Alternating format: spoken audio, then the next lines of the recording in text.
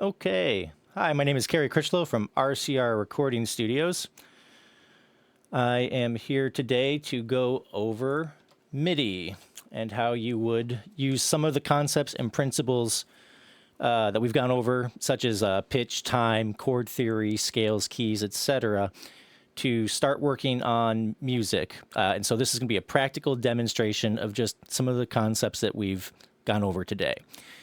So I'm using Sonar Cakewalk or Cakewalk by BandLabs, whichever. I guess it changed recently. But anyways, the DAW itself does not actually really matter too much as far as applicability. All DAWs do the same thing. They operate in the same way. The only real difference is the user interface and like the menuing slash workflow. But every DAW has the capabilities to do what I'm showing you today. There's nothing unique about Cakewalk. You could do this in Pro Tools. You could do this in Ableton, Fruity Loops, Studio One, Logic, like at GarageBand, any DAW that you can think of, you can do this. The menuing may be a little different. But I'm going to take you through the process and how you would go about using MIDI to create music. And so the first thing you're going to want to do, and this is going to differ from DAW to DAW to a degree, but you're going to want to insert your instrument and choose what music library, what sounds you're going to be using. Today, I'm going to be using Contact, just because it has a nice piano sound in it. I'm going to set my input for my MIDI controller. That doesn't really matter too much. I'm setting my output to the master. We might go over signal flow and how some of this relates to recording and all that kind of stuff in a later video. But today I just want to go over the basic principles of what we've done today and show you how MIDI can be used with those principles. So I've inserted a instrument track. We're going to go in and we're just going to choose a piano sound here. And we're going to bring up a piano roll view. Now, this is just a basic piano. You can use any instrument you want. Today, we're just going to be going over piano, but in the future, we may go over other instrumentation and how you can apply that as well. But this is just to kind of go over some of the concepts that we've been discussing. So right now, you can see that our tempo is set for 120 beats per minute. And it's in 4/4 time. So that means that in 1 minute, you're going to hear 120 beats, as we used in our metronome example before. Click, click, click, click, click, each of those being a beats. And that's going to determine how fast or slow our song is. 4/4 means that there's going to be 4 beats in a bar, and each of those beats is worth a quarter beat. All right, this is pretty standard stuff right now. We may go into alternate time signatures in the future, but we're going to stick to 4/4 today just because it's easily the most common. And so right here, we brought up our piano view, and this is just what I showed you last week with the MIDI controller. You have a series of white and black keys, and you see here that it says C5, C6. These, and if you scroll down, you see C4. These are the octaves. So each of these patterns that repeat a series of, these 2 black keys and then 3 black keys. The first white key before the 2 black keys is always a C.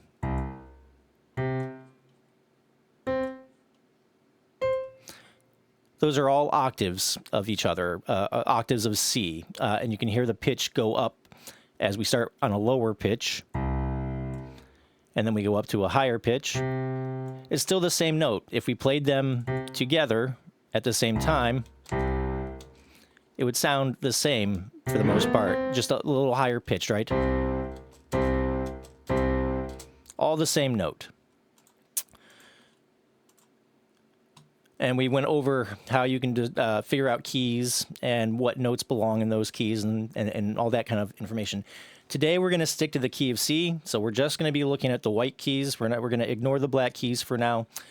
And we're just going to stick with the white ones. That's just going to make it easier to kind of show some of these principles and examples in a practical sense. Let's first go over a little bit of how the time works. If you look up here, and even here at the top here, you can see that each of these is denoting a measure. And it can go on for infinitum, like as long as you want it to go, basically, as long as your hard drive can handle it. But each of these is a measure, and you can see it has 1, and then 1, 2, 1 kind of -3, 1 -4, and then it has 2. Each of these is representing a quarter notes. Each of these grid lines here is representing a quarter note of length. And so if we were to, and your DAW might operate slightly differently, but on mine, if you just double click, left double click, you can insert a note, and that just inserted a quarter note on a C. You can then double click at the beginning here, and then there's another quarter note on a D. And I'm just inserting a series of quarter notes up the scale. And that is a C major scale. And if we were to play it,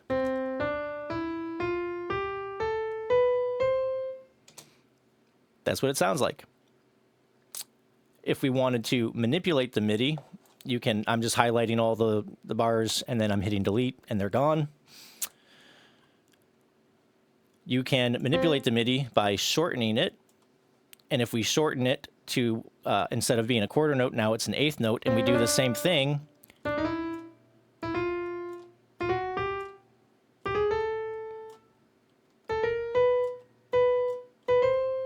I was just copy pasting that, but now it's twice the speed because we've halved everything, and so it seems faster. And instead of taking up 2 measures, now it's just taking up 1 measure. And so you can kind of start to see how this is coming together, and how you can use eighth notes, 16th notes, quarter notes, half notes. For instance, a half note in MIDI, if you were to stretch this out, would cover half of this measure. You can also do what are called rests, and that means that there's no musical information. And so what this is saying is that you have a quarter note, and then it's going to do a rest for 1 quarter note, and then another quarter note, and then a rest, and that's going to be our measure. So you can see how some of this stuff is applying, right? How quarter notes and eighth notes will work. You can even do something like this. Oop. And so we have a quarter note on G. That's a G. So if we have C, D, E, F, G, A, B, and then we're back to C. So this is going from a quarter note on G, then we have a eighth note rest, and then we have an eighth note playing B, and then we have a quarter note playing on A. And so this is a G, eighth note rest, B for an eighth note, and then A for a quarter note, and then we have another quarter note rest. And that's, you can see how a quarter is 1 quarter of the bar. So there's 4 of them. And you can have that pattern repeat if you want. So I'm just copy pasting and dragging over. And if we were to play it for 2 measures now,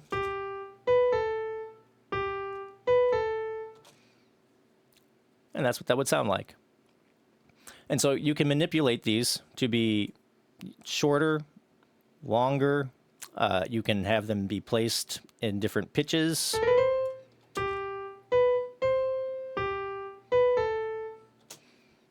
And that's going to be your musical information.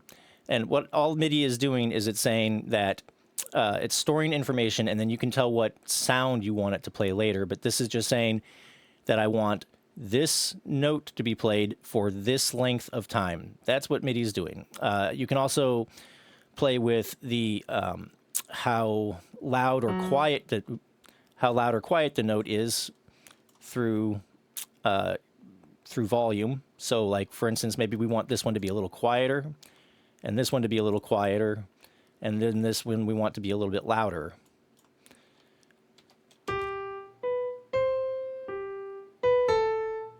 And you can hear how some of them are a little quieter, some are a little louder.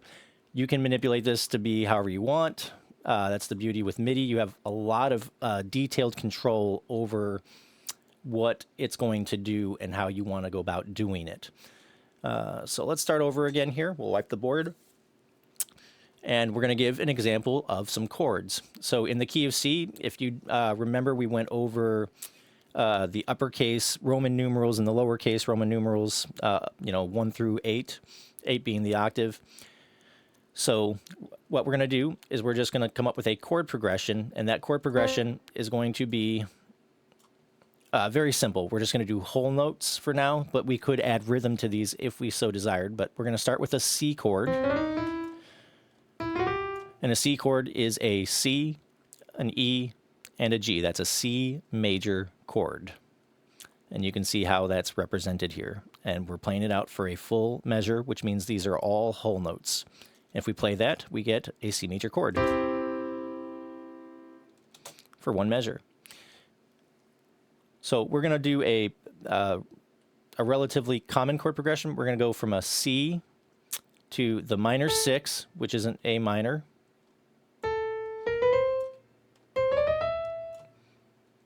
And the A minor is an A, a C, and an E. Again, if you want to watch my video last week, some of this will make a little bit more sense as far as like why these chords are what they are. But we're going to be playing a C to an A minor.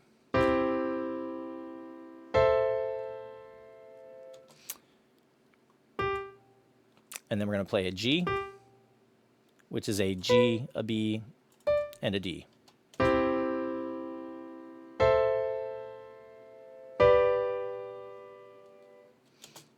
And we're actually going to hold this G out for an extra measure. So we have 3 chords. We have a C, an A minor, and a G major, a C major, A minor, and a G major.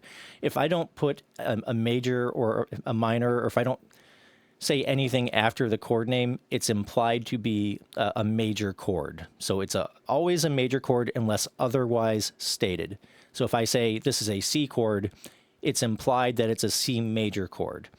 Otherwise, I would say it's a minor chord, or it's a minor 7, or it's an augmented, or it's a suspended, or whatever it is. If you don't have a major, or if you don't have anything after the chord name, it's just assumed to be major. And so we have a C chord for one measure, an A minor chord for one measure, and then a G major or G chord for 2 measures.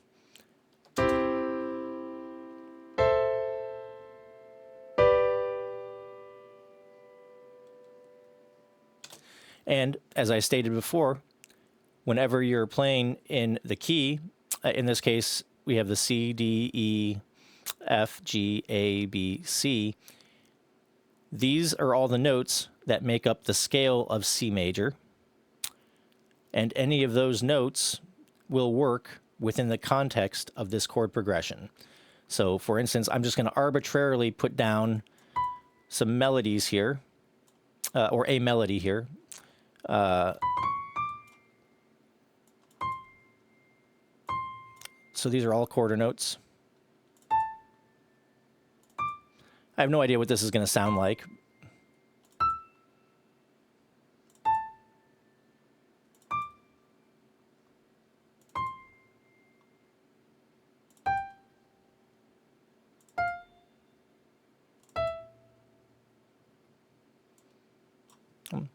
We'll see what that sounds like, but this would be our melody line, and I'm just putting them at kind of random places, really. I'm not really thinking about this. I'm just putting them on random places on the white keys, because in the key of C, all the white keys work, as we went over last week. And so this is the melody line that we're playing over our chords.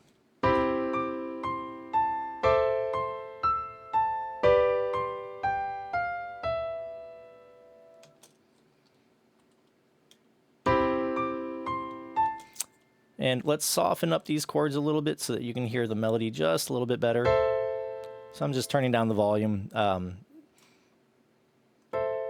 As you can see, I'm just pulling down the chords a little bit to make them softer.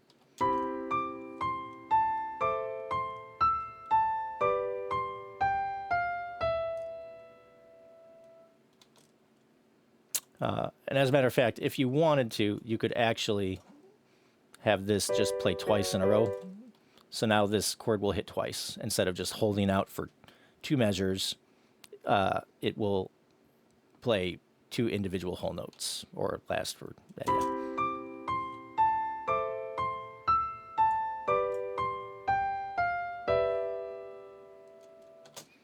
All right. And so that's an arbitrary melody over an arbitrary chord progression. And this is a 1 minor, a 1 6 5 chord progression. In any key, this would be the case. So I could move this to an A, the key of A, or the key of E, or the key of F sharp, or whatever key it is, and it would still have the same fundamental characteristics of it. It'll still have that same movement.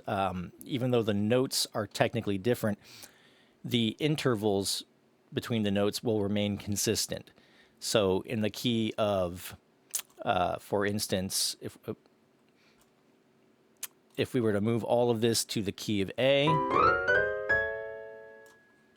so now we have an A major, which is A, C sharp, and E, and then we go to the minor 6, which is an F sharp, which is an F sharp, an A, and a C sharp, being an F sharp minor, and then that's still our 1 to our 6, or minor 6 in this case. The 6 is always minor in a major key. And then we're going to our 5, which is our E, which is E, G sharp, and B. Our melody is, everything is stayed intact. And so if we were to play this, it's going to sound similar to what it did in the key of C.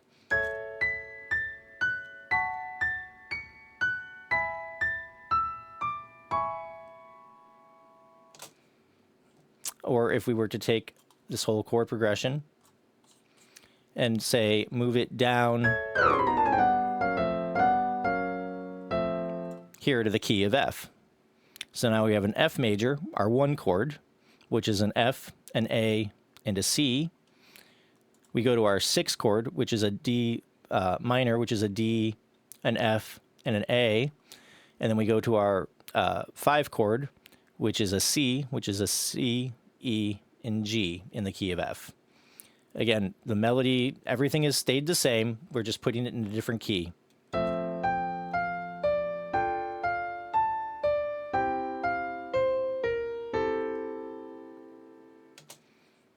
So it's all relative.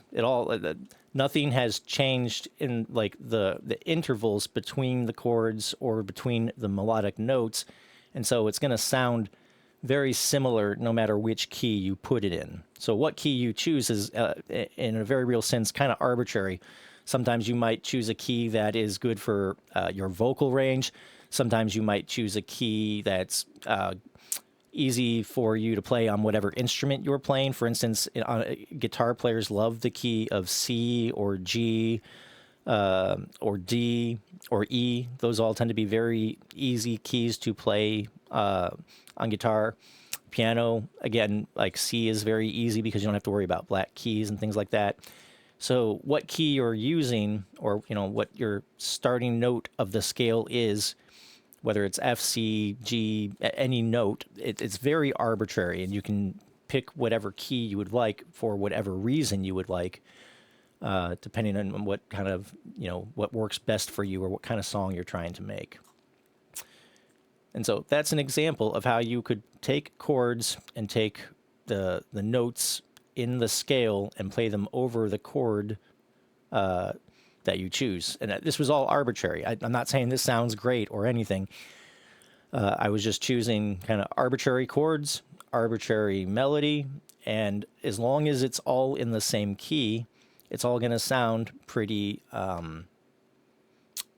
consistent or pretty, it'll sound all right, we'll say. Let's try this same thing. We're going to do a 1 chord. Oop. And then we're going to go to a 5 chord.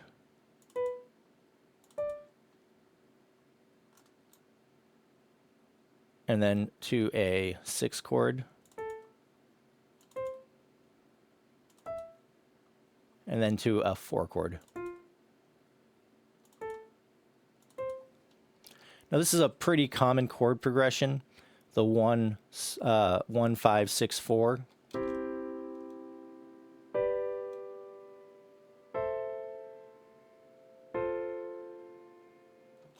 You'll hear this in a lot of pop music. It's exceptionally common. As a matter of fact, if you really want to get a good indicator of that, go ahead and watch any YouTube video, or there's a group out there called the Axis of Awesome, AXIS of Awesome, that run through and do a whole series of common pop songs that all use this chord progression, and it's very comical and very fun. Highly recommend you check it out.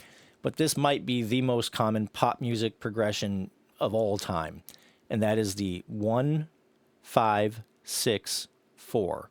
In the key of C, that is a C major, to a G, to an A minor, to an F. And then you can put, again, an arbitrary melody over that. So, and we're going to turn this up a little bit louder so that we can hear the melody.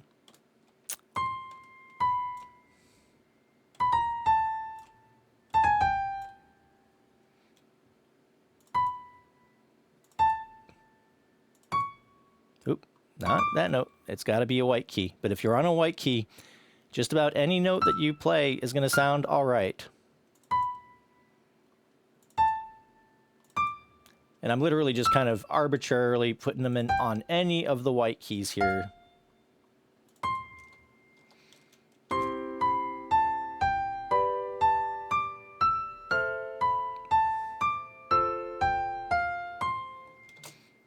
It was just 100% arbitrary where I was placing these notes. But because they're all on white keys, because they are all in the key of C, any note will work. And then you can tweak this. If you don't like one of these notes, you can move it to there or move that to there. There's no wrong or right. It's what sounds good to you. You can make whatever change you want.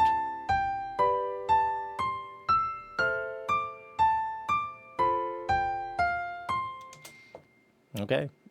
Again, I'm just kind of arbitrarily moving these.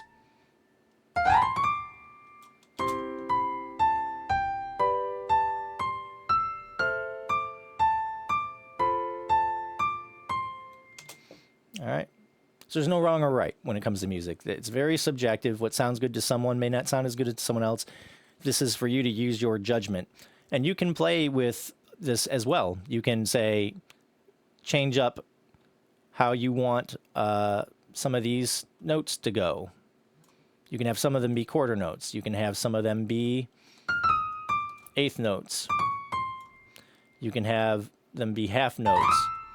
You can have them be dotted quarter note and leave a rest. And a dotted a dotted anything just means you're taking half of the value and adding it to the value. So in this case, a quarter note plus half of a quarter note is a quarter note and a half, or a dotted quarter note. A dotted half note would look like that. It would be 3 counts because you have half the length of a half note added to a half note, which would give you 3 beats in total, or a dotted half note. All right. And so this, again, very arbitrary. You can mix this up. You can add length. You can play with the timing of these notes, the rhythm of these notes, however you want to do it.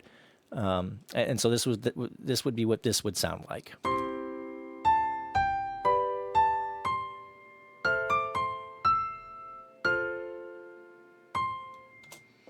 All right. Again, this is just me being very arbitrary. I mean, I have no. I'm choosing these kind of at random to a large degree, just to give you some ideas of how you can play with this sort of thing. You can even do the same thing with these chords. For instance, instead of just having them be held out for whole notes, we can have them be quarter notes and give them a little bit of rhythm. Or we can have them be dotted quarter notes for a little bit, and then a quarter note. And then we can have this one be 2 half notes, and then this one be a whole note.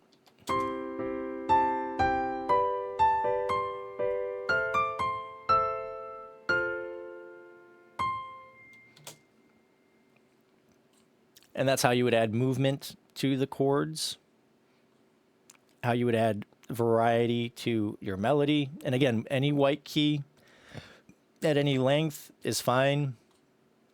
You can have these be eighth notes, quarter notes. You can have them be dotted notes, however you feel the song should be. You can hear the difference between the rhythms here.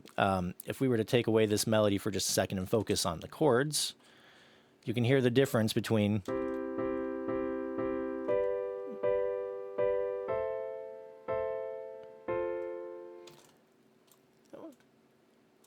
you can even alternate between rhythms. So maybe for our first and third chord here, we're going to want it to be quarter notes, and then for our last, our second and fourth chords, we'll want them to be this dotted quarter note, and then quarter note pattern.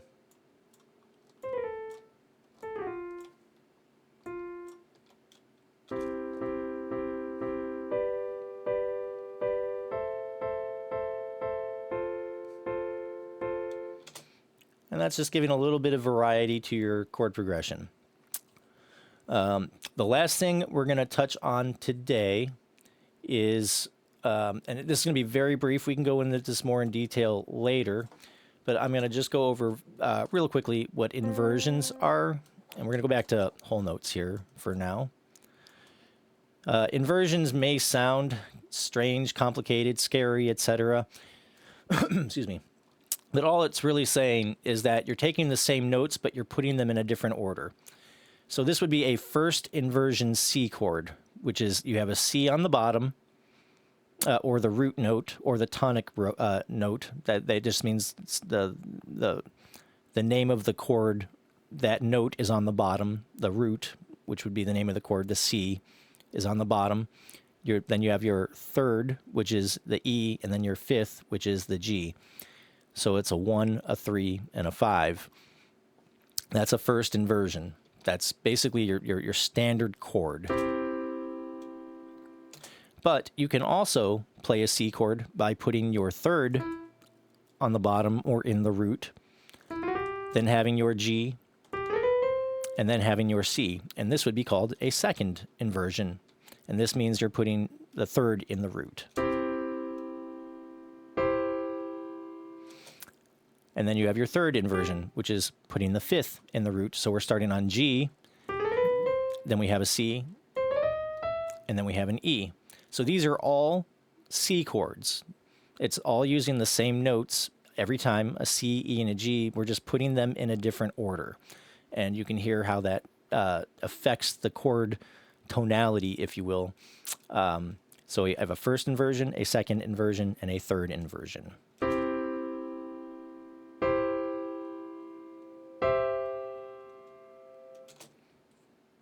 All three of these are C chords. The only difference is what is being put on the bottom or your starting note for the chord. All right.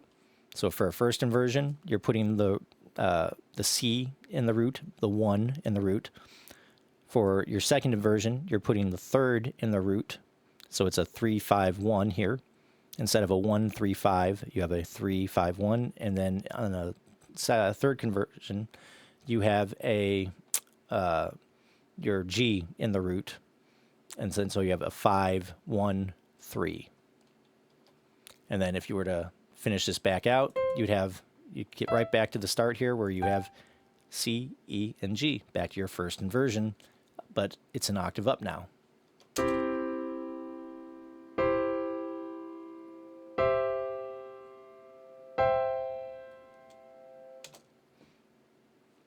And so that's just a way to give your chords maybe a little bit of extra flavor or differentiate them. Oftentimes inversion is useful for playing live because it's sometimes easier to use the inversion than to have to jump your hand from, say, here all the way up to here to play an A minor. So instead of playing your A minor in the first inversion like that, you could play it by having the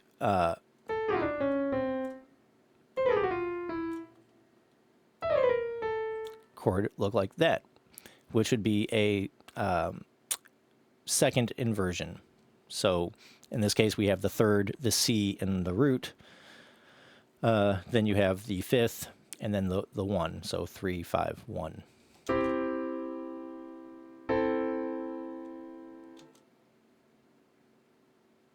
And so that would be an A minor or a C to an A minor there.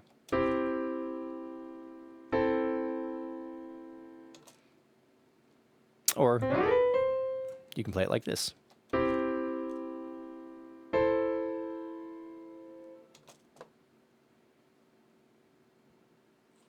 So anyways, I hope this has all made sense. I hope this has helped. This has been a practical demonstration of how you can utilize the chord theory and really all the applications that we've been going over and learning about over the last few weeks, and how to apply it practically when you're trying to create a song.